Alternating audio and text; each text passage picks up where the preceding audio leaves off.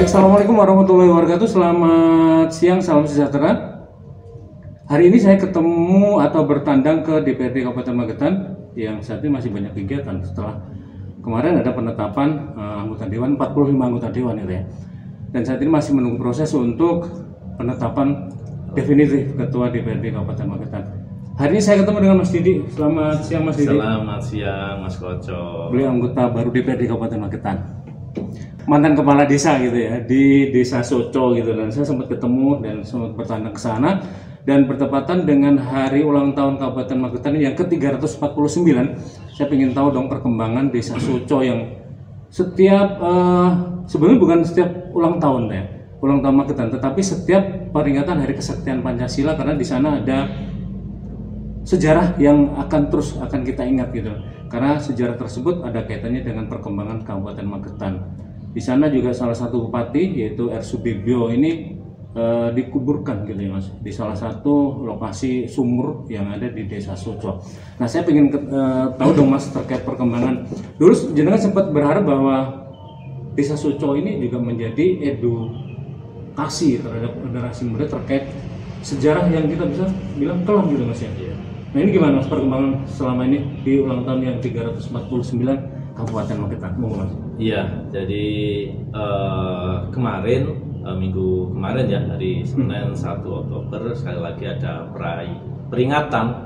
peringatan kesaktian Pancasila yang dipusatkan di Monumen Soco. Nah, akan tetapi saya sendiri melihat bahwa peringatan kemarin ini ya tidak jauh beda dengan tahun-tahun sebelumnya. Artinya peringatan Hari Kesaktian Pancasila ini masih bersifat seremoni saja. Tidak ada sesuatu yang wah, yang menarik baik bagi masyarakat apalagi untuk generasi muda. Lah ini kan jauh sekali dari tujuan awal dibangunnya Monumen Soco. Jadi Monumen Soco dibangun di awal tahun 90 ini kan sebagai tetengar, sebagai monumen untuk mengingat kekejaman PKI, mengingat keteguhan para pejuang nasional terutama yang di Magetan untuk tetap setia kepada NKRI dan Pancasila. Tetapi monumen ini hanya terhenti di sifat fisik saja. Nah, saya melihat sampai kemarin peringatan Hari Kesaktian Pancasila kemarin belum ada sesuatu yang luar biasa yang dijadikan monumental bagi generasi ke depan untuk mengingat sejarah itu. Artinya kegiatannya cuma upacara, kemudian tabur bunga gitu aja atau gimana? Iya, ya hanya upacara, tabur bunga, terus kemudian ketemu warga, ngasih sembako, selesai pulang kan begitu aja. Nah Mas, kita sempat liputan di sana di hari yang artinya di hari peringatan yang sama gitu. Pancasila ketemu dengan jenengan waktu itu masih jadi kepala desa gitu. Dan saya masih mencatat banyak harapan terkait keberadaan Monumen Soco tersebut. Nah, ini apa sih Mas? Visinya masih sama nggak dengan waktu jadi kepala desa gitu? Iya, saya berharap sekali. Jadi mimpi saya tentang Monumen Soco ini kan ada, meskipun sifatnya tahunan tapi ada sesuatu yang wah kan begitu. Sekali lagi masih ingat betul saya jadi kepala desa itu selalu setiap 3 bulan sebelum peringatan saya menghadap ke Pemkab, Dispariwisata, Humas atau Kominfo mengusulkan adanya Pekan Pancasila Sakti. Nah, jadi Pekan Pancasila Sakti ini menjadi monumental bagaimana kita bisa melibatkan sebanyak mungkin masyarakat dari berbagai elemen untuk mengikuti peringatan kesaktian Pancasila itu. Dengan banyaknya elemen masyarakat yang terlibat, banyaknya event acara itu akan terjadi proses internalisasi, minimal adanya pengetahuan tentang Monumen Soco itu apa, kenapa terjadi, kok bisa terjadi, bagaimana, terus kenapa, nilainya apa yang ada di situ. Lah itu harapan saya begitu. Dan sampai hari ini itu belum terwujud. Dan ketika kami dulu waktu jadi kepala desa bertanya itu ya jawabannya nanti tahun depan gitu. Tapi tahun terakhir kemarin ya sama saja, tidak ada. Artinya menurut saya belum ada komitmen giroh dari pemerintah daerah itu untuk menjadikan peringatan kesaktian Pancasila menjadikan Monumen Soco itu sebagai tonggak sejarah untuk mengangkat nilai-nilai sejarahnya yang ditularkan ke generasi berikutnya. Bahkan dulu jenengan sempat sampai bikin kaos juga ya? Ya, jadi Iya. kami sebenarnya di desa ini kan paham betul kalau hanya monumen begitu ini nilai jualnya tidak baik, maka kami menciptakan desa wisata edukasi.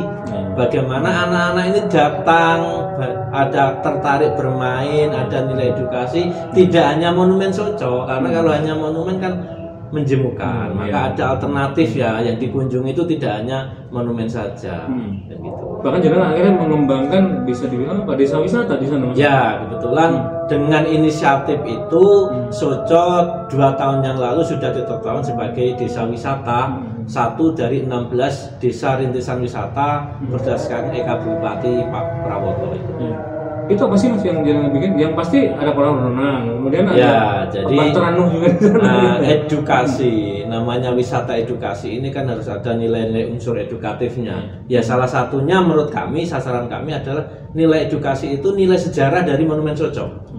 Nah, nilai sejarahnya. Kemudian ada di taman kami itu tentang herbal garden. Taman kami kan namanya Soeden, Soco Herbal Garden. Jadi mempelajari tentang herbal garden lah. Di situ ada 100 lebih jenis tanaman. Kemudian juga ada kolam renang, ada kesenian, taman baca, kan begitu. Ada pusat kuliner juga di sana Nah, ya? kulinernya juga ada. Ini menjadi integrasi untuk mengangkat Monumen Soco ini menjadi salah satu ikon dari wisata, desa wisata dari Desa Soco.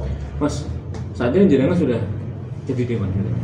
Kemudian kita di usia 349 tahun. Nah, ini apa langkah jenengan? Sekarang bukan lagi kepala desa, saya kan capek juga lebih luas ini.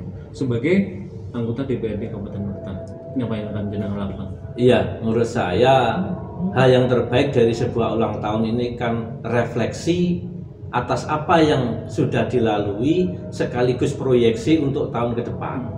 Nah, momentum ulang tahun Magetan ke 349 ini kebetulan bersamaan dengan Pilkada. Artinya pada tahun ini akan lahir pemimpin baru di Magetan. Maka harapan kami bagaimana di hari ulang tahun Pemda ini juga akan lahir pemimpin yang punya komitmen tinggi untuk memajukan Magetan, untuk mensejahterakan Magetan. Karena sampai ke 349 usianya ini menurut saya banyak sekali kekurangan, banyak sekali yang harus diperbaiki. Makanya lahirnya pemimpin baru itu ya harus ada akselerasi percepatan untuk menuju itu. Kalau jenengan Mas selaku dewan, ini pasti Ya, artinya mawar juga pasti lebih besar dong daripada seorang kepala desa dan sebagainya. Ya. Apa yang jenengan lakukan terhadap Soco sendiri? nah bagi saya tidak akan bicara Soco secara spesifik. Soco itu hanya satu dari 16 desa wisata. Nah, saya jujur saja karena latar belakang saya dari kepala desa, saya punya mimpi ya Pemkab ini betul-betul punya komitmen untuk pengembangan desa wisata. Jadi Magetan itu wisatanya kan hanya terfokus di Sarangan, Sarangan dan sekitarnya itu. Padahal kalau hanya begitu pada titik tertentu ketika ramai itu meludak, sehingga wisatawan tidak menikmati. Sementara kondisi geografis alam Magetan ini memanjang. Nah, kenapa tidak membentuk titik-titik baru wisata sehingga semua tidak terkonsentrasi di Sarangan? Bolehlah Sarangan itu menjadi utama, tetapi ada yang kedua, ketiga, dan seterusnya. Nah, itu yang bisa dilakukan dengan mengoptimalkan desa wisata. Sudah ditetapkan, tetapi menurut saya komitmen pemerintah daerah ini masih sangat lemah sekali terhadap pengembangan desa wisata. Kalau dorongan dari Mas sendiri, jenengan sudah di dalamnya gitu, punya power juga untuk setidaknya bisa mempressure lah pemerintah daerah gitu. Ya, bukan pressure ya, artinya kemarin kita sudah memulai di pembahasan perubahan APBD itu. Jadi di pemerintah daerah itu tahun ini ada BKK, bantuan khusus keuangan senilai 5 miliar diberikan kepada 50 desa, tetapi tidak ada kriteria khusus terhadap penerima ini. Nah, maksud saya bagaimana ada perhatian khusus karena desa wisata ini kan punya kekhususan, Mas. Iya. Ditetapkan sebagai desa kan, desa wisata itu kan ada indikator-indikator. Iya, ada indikator. Kalau itu sudah ditetapkan dengan baik, memenuhi kriteria itu, kriteria misalnya dari aspek alam, kemudian dari partisipasi warga, dari budaya, dari aspek ekonomi, mungkin nggak dikembangkan. Kalau dikembangkan, ada nggak efek ekonomi kepada desa setempat, desa sekitar gitu. Kalau itu sudah ditentukan, maka Pemkabnya harus mensupport betul. Nggak perlu nambah 16 ini dulu, fokuskan biar betul-betul jadi. Kalau sudah punya nilai ekonomi tinggi, ini sudah terkenal, sudah mandiri, baru ditambah desa penopang-penopang lainnya, kan begitu. Sehingga BKK ini biar fokus, ada hasilnya sebagai pengungkit ekonomi, kan gitu. Nah, kriterianya apa ya? Menurut saya yang paling mudah itu ya desa wisata itu. Jangan nambah desa wisata dulu, tetapi fokus 16 ini bagaimana betul-betul jadi mandiri, punya dampak ekonomi, baru nanti dikembangkan ke yang lain. Saya yakin satu desa wisata yang mandiri, maju itu akan menjadi daya pengungkit ekonomi di sekitarnya. Betul. Gitu, Mas. Ada lebih fokus ya nanti ya untuk Ya, memperjuangkan ini dulu. Gitu desa itu menurut saya harus lebih fokus. Tidak seperti sekarang ini. Sekarang ini sekali lagi ada BKK 2 tahun berturut-turut ini 5 miliar. Tetapi dibagi ke 50 desa misalnya. Satu desa dapat 50, 100. Nah, ini dampaknya apa? Dan tidak ada kriteria khusus. Ada desa itu disuruh membangun pasar desa, bantuannya hanya 100 juta. Pasarnya tidak jadi, hanya paving saja. Ini kan lucu gitu. Eman muspro begitu. Betul. Nah, itu kira-kira begitulah. Iya. Mas, kalau ini terkait ini di ulang tahun ini untuk closing untuk statementnya. Nah, ini terkait mungkin juga dengan pariwisata gitu, karena kita tahu bahwa kayak belum maksimal banget pemerintah daerah menekankan pariwisata untuk Kabupaten Magetan di tahun 349. Nah, harapan jenengan Mas untuk ulang tahun sendiri di Kabupaten Magetan. Ya, sebelumnya kami ucapkan ulang tahun Pemkab Magetan ke-349. Semoga pada ulang tahun yang ke-349 ini akan lahir pemimpin Magetan yang betul-betul punya komitmen, ikhlas, tulus untuk membangun Magetan, memajukan Magetan dan mensejahterakan Magetan, terutama dari sektor wisata. Sekali lagi, kalau ngomong Sarangan dan sekitarnya dibiarkan saja tetap laku. Tetapi bagaimana Pemkab ini memunculkan titik-titik baru lagi sehingga tidak terkonsentrasi di Sarangan, menyebar dengan kualitas yang hampir sama. Ada alternatif-alternatif wisata lain sehingga akan memunculkan pemerataan. Saya kira penyebaran itu akan memunculkan pemerataan dan di setiap desa wisata yang maju akan menjadi daya dongkrak ekonomi untuk wilayah sekitarnya. Saya kira harus fokus lah. Bagaimana fokusnya? Satu, dari aspek kebijakan. Kebijakannya Pemkab harus jelas, baik pada prospek pembinaan ataupun pembiayaannya. Jangan kebijakannya hanya pembinaan, kemudian promosi, tapi tidak ada sentuhan yang konkret. Nah, yang pertama itu.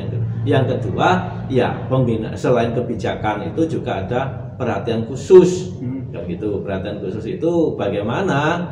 Misal dinas pendidikan ini ya adalah semacam sentuhan-sentuhan ikut menggerakkan, memajukan desa wisata itu, karena pendidikan ini kan anak-anaknya penting juga. Kalau ngomong pendidikan edukasi harus bagaimana, kan begitu. Nah, itu harus muncul kolaborasi antar OPD di Pemkab dengan pemerintah desa sehingga kolaborasi ini betul-betul bisa memajukan desa-desa wisata yang ada di Magetan. Sekali lagi, menurut saya tidak perlu banyak, tetapi fokus. Kalau sekarang sudah ada 16, optimalkan dulu 16 itu. Kalau sudah mandiri dan maju, baru mengembangkan ke yang lain. Nah, yang pasti beliau adalah anggota dewan yang masih muda, masih seger, fresh ya. Dan yang masih banyak ide yang akan beliau sampaikan tentunya di masa kerja beliaunya. Dan yang pasti saya sangat setuju untuk bagaimana pemerintah daerah fokus gitu ya. Fokus, dan yang pastinya juga bisa bilang menilai kalau anggaran 5 miliar gitu kan. Ini kalau disalurkan efeknya seberapa besar? Ini harus ada peninjauan dan sebagainya, Mas ya. Mas, terima kasih banyak atas waktu dan kesempatannya mengganggu rapat kerjanya beliau ini. Terima kasih banyak ya. Mas Baco, sehat selalu. Semoga nanti akan banyak sekali perubahan setelah beliau ini menjadi salah satu Amin, dewan amin, muda amin. Kita yang berbakat berupaya. di Kabupaten. Makasih banyak Mas. Terima kasih. Assalamualaikum warahmatullahi wabarakatuh. Waalaikumsalam.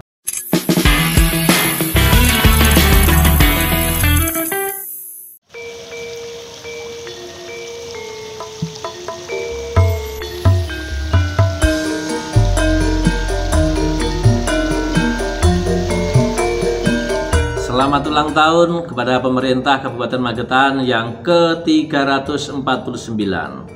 Semoga di usia yang tidak muda ini mampu melahirkan kesadaran bersama, baik dari pemerintah, masyarakat, dan semua elemen untuk bersama-sama memajukan, membangun Magetan dan mensejahterakan rakyat Magetan.